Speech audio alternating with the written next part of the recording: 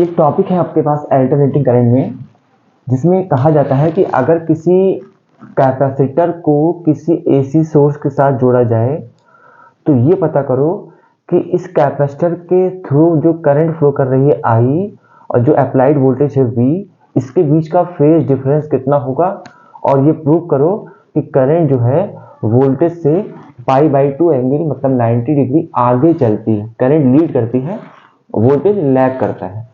दो लाइन का डेरिवेशन है, ध्यान से सुनिएगा। देखिए ये है applied AC voltage V = V0 sin omega t, और इसके साथ ये लगा है कैपेसिटर, इसका कैपेसिटेंस है C। करंट किसी टाइम पर मैंने मान लिया है करंट है I, तो इसको आप लैंग्वेज में ऐसे लिख देंगे, suppose the capacitor of capacitance C is connected with AC source as given by V = V0 sin omega t at any time t, charge on the capacitor is Q and the current flowing in the circuit is I। इसके बाद देखिए ये जो source है ये इस capacitor के साथ पैरेलल में है, तो आप लिखेंगे इसका वोल्टेज वही होगा जो यहाँ हो। तो Q = आपने पढ़ा होगा कैपेसिटर के लिए, Q = CV। Q इसके ऊपर चार्ज है, C इसका कैपेसिटेंस है, और V की वैल्यू यहाँ से V0 sin ओमेगा t आएगी। अब जो वोल्टेज ये है V, वही वोल्टेज यहाँ पर होगा क्योंकि पैरेलल में वोल्टेज सेम होता है। तो Q = CV0 sin omega t, Q = CV0, इसको आप अलग कर लीजिए एज ए कांस्टेंट, और ये sin ओमेगा t बचा। अब sin omega t Q sine के साथ आ गया। अब आपको क्या सॉल्व करना है I, तो आपने पढ़ा होगा current is defined as dQ/dt, the rate of flow of charge per unit time is current. अब इसको आप ऐसे दे सकते हैं d/dt ऑफ Q, और Q है CV0 sin ओमेगा t, यहाँ लिख दीजिए। तो I = CV0, ये कांस्टेंट है, इसको आप अलग कर लीजिए, d/dt of sin omega t।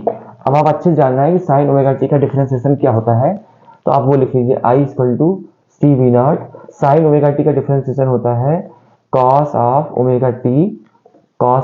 Omega T into omega भी होगा, क्योंकि ओमेगा टी का जो कोफिशिएंट है ओमेगा वो भी बाद में आएगा। इसको आप यहाँ लिख लीजिए। तो I = C ओमेगा V0, और cos ओमेगा टी को आप लिख लीजिए साइन ऑफ 90 + ओमेगा टी। अब देखिए यहाँ से क्या क्लियर हो रहा है कि जो साइन के पहले लिखा है ये पूरा टर्म, ये आप जान रहे हैं I = I0 होता है, तो ये हो गया I = I0, जहां पर I0 की वैल्यू क्या हो गई, I0 = C ओमेगा V0। और ये जो साइन 90 + थीटा है, 90 + ओमेगा टी, तो देखिए जो हमारा वोल्टेज था ये साइन ऑफ ओमेगा टी था, और इसमें ओमेगा टी + 90 यानी ये 90 डिग्री आगे चल रहा है, तो sine of omega t + 90 degree. अगर आप इसको अगल बगल लिखिए तो V = V0 sin omega T, और I = I0 sin omega T, ये वाला हुआ ओमेगा टी, और प्लस 90।